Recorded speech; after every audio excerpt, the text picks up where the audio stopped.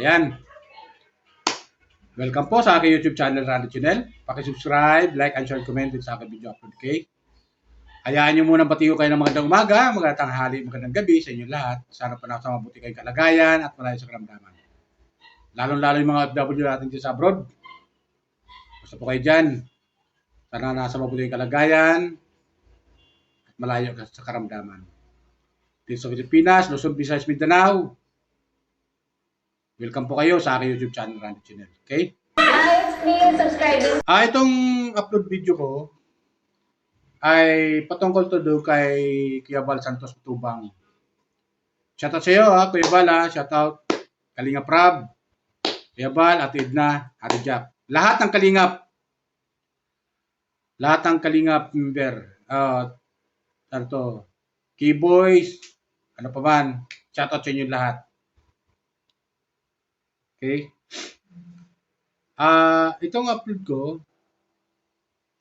tuloy Kuya Val. Kasi ito si Kuya Val, isa sa mga hinahangaan nating charity vlogger dito sa ating bansang Pilipinas. Kasi, kung mapapansin nyo, mga kapo-viewers, mapapansin nyo, siya yung pinakamarami na ipinapagawang pabahay sa tulong ng kanyang anak na si Kalingap Rab. Siyempre, mag-ama, natural, magtutulungan. Sila yung nagpapagawa ng mga pabahay, especially dyan sa Bicol. Marami na sila napagawang pabahay dyan. Megit 200 na. Abutin na 300 na. Itong pinapagawa na pabahay, libre ito, kapo-viewer. Sa tulong din ng mga sponsor. Minsan, walang sponsor yung iba. Ano mapapanood yung mga video upload nila, minsan solo nila yon bilang charity vlogger. Di ba? Mga kapo-viewers. Marami sila pinapagawang pabahay. At malalaki yung pinapagawang pabahay. Lalo-lalo na yung kanyang anak na si Kalingap Rab. Kasi nga, ang bukang bibig ni Kalingap Rab, kung magpapagawa rin lang tayo ng bahay, yung konkreto na. Yung pang matagalan na. Tama naman si Kalingap Rab eh. So, ayun. At makikita natin yung mga pinapagawa niyang pabahay, magaganda. Dito ni Kuya Val at ni Kalingap Rab. Papansin natin na yung mga pinapagawa ng pabahay, magaganda. Totoo ba yan? Ito ay mga pinapagawa pabahay para sa mga kababayan natin na mga walang sariling pagpapagawa ng bahay. Bagamat may mga bahay na pero mga sira-sira naman, at pinapaayos na nila ito.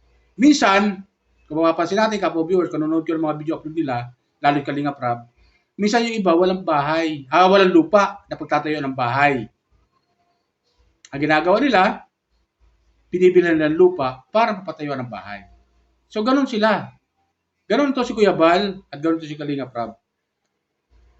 Itong mag-ama. So, maganda yung tandem. Diba? So, ang mensahe ka lang dito, kapo-viewer, sana ito gayahin to ng mga charity vlogger. Naiilan dyan. Na mas malaki-laki naman yung kinikita nila. Dapat ganun ang gawin din nila, kapo-viewers. Ganun ang gawin nila sa mga kababayan natin. Katulad ng Pugong Biyahero. Di ba? Marami pinapagawang pabahay sa Banda Mindanao. Sana ganun din, yung ilang mga charity vlogger. Na kahit pa paano, kumikita naman sila. Para naman tayo mga viewers na nanonood sa kanila, sumusuporta sa kanila, ay maging masaya rin naman. Di ba? Ganun lang yan, kapo-viewers eh. Pero kung yung ilan dyan, hindi naman nagpapagawa ng bahay, para sa akin, bilang viewers, walang kwenta. Pero napansin natin, marami yung mga kababayan natin na mga walang sariling bahay. Lalo-lalo dito sa Metro Manila. Diba? Maraming walang bahay dyan. Iba nangungupahan lang. Ang kagandahan lang dito kay Kuya Val, nakatutok sila sa probinsya. Kaysa probinsya kahit paano, mas murang lupa, bagamat ang materyales pare-parehas ang halaga, ang presyo, pero yung lupa mura. Mabibili mo ng pinakamalaki na dyan 40,000. Di ba? Katulad yung pinapagawang bahay ni kay Beyonce, kay Carla, ni Kalinga Prab. Mahal yung lupa. So, napakaganda yung adikahan ni Kuya Bal at ni Kalinga Prab. So, maganda itong tandem itong mag-ama na to eh. Napakaganda ka po, viewers. Kaya tuloy ang suporta natin sa kanila. Tuloy-tuloy ang suporta natin para mas marami pa sila matulungan ng mga kababayan natin na walang may papagawa bahay o walang maipagawa sa kanilang bahay. Hindi lang may paayos at pag natuklasan nga nila, ayun, pinapagawa lang ng bahay. So, napakaganda, di ba, kapo viewers? Napakaganda yung ginagawa ni Kuya Bal. Kaya, shoutout sa iyo, Kuya Bal. Shoutout sa iyo, Kalinga Prab. Pagpatuloy nyo lang yan, yung ginagawa ninyo, andito lang kayo mga viewers nyo, nakasuporta lang lagi sa inyo. Lalo-lalo na yung mga sponsor ninyo na tiling sumusuporta sa inyo. Mula noon hanggang ngayon. So nakakatuwa, kapo viewers.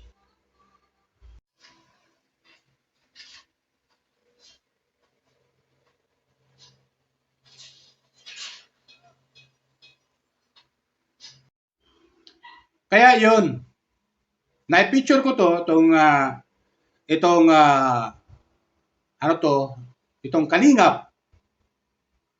Kalinga sa mga mahihirap ayon kay Kuya Bal. Kasi, ito si Kuya Bal, dapat talaga gayahin ng ilang mga charity vlogger. Na kahit paano, kumikita naman sila.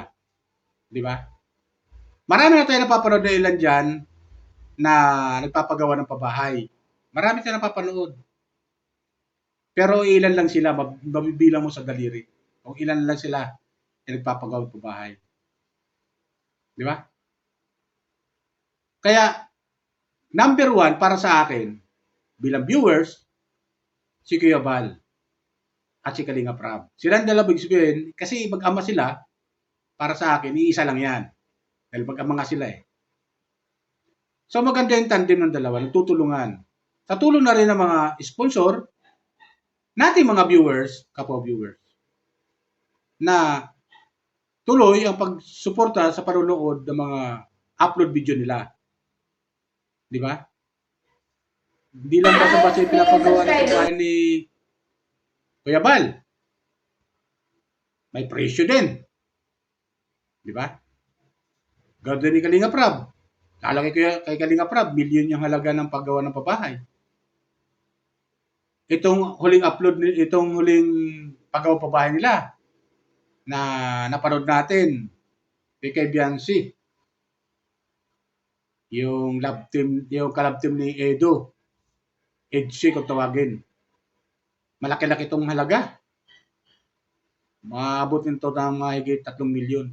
O saan pa kayo?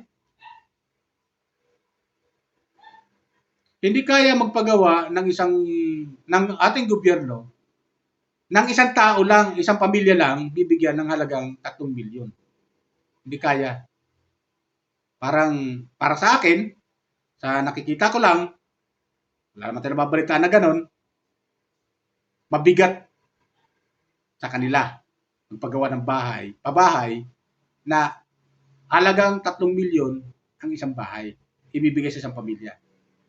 Nagpapagawa sila pabahay pero ilang pamilya mabibigyan. Pero sa murang halaga. Di ba? Minsan pa nga, babayaran pa sa gobyerno.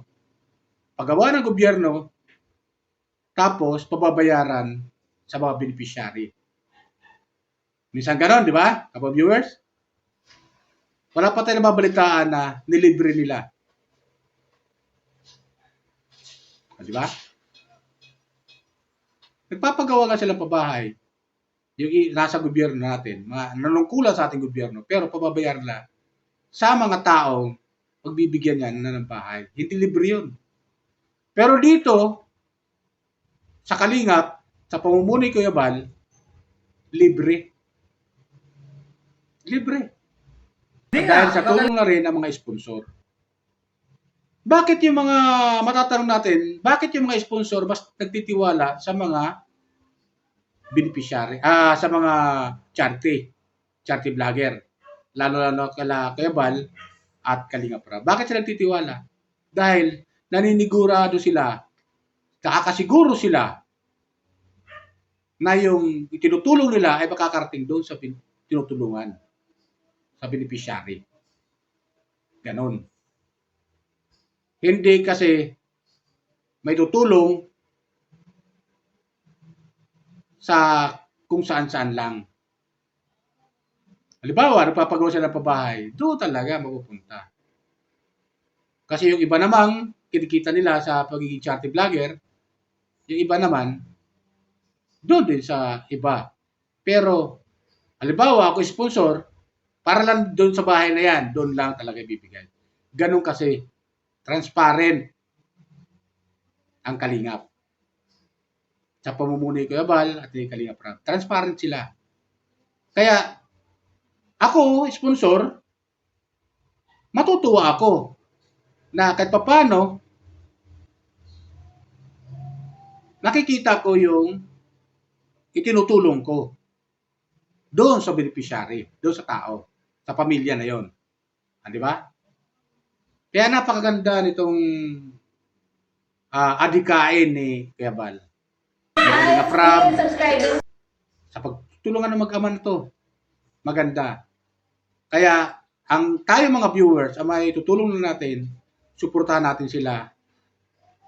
At ipagpatuloy lang natin yung panonood ng mga video upload nila at huwag tayo mag-skip ng ad para kahit paano makatulong tayo. So, nakakatuwa. Ito, magkakaroon ng ribbon cutting yung kay Beyonce. Mapapanood natin yon. Naabangan lang natin. Diba? Ako viewer. Kaya napakaganda yung adika ni Kuya Bal.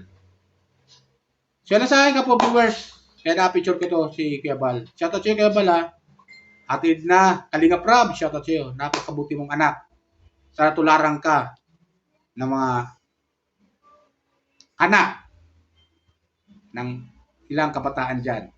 At tularan kayo bilang mga charity vlogger ng ilang charity vlogger dyan na walang ginawa kundi magpayaman lang sa sarili nila. Hindi masama payaman sa sarili. Basta, ito paano, yung makatulong kayo sa kapwa, malaking bagay na yun. Malaking bagay na yun, makatulong kayo sa kapwa. So, yun lang po, sa akin kapo viewers. Paalala ko lang po ulit, baka merong pang nanonood sa akin dyan na hindi na pag-subscribe. Subscribe lang po kayo, like and share, comment dito sa aking video. Okay? Yun lang po. Bye. Ingat kita lagi. Magpalay po tayo ng kabay kapal.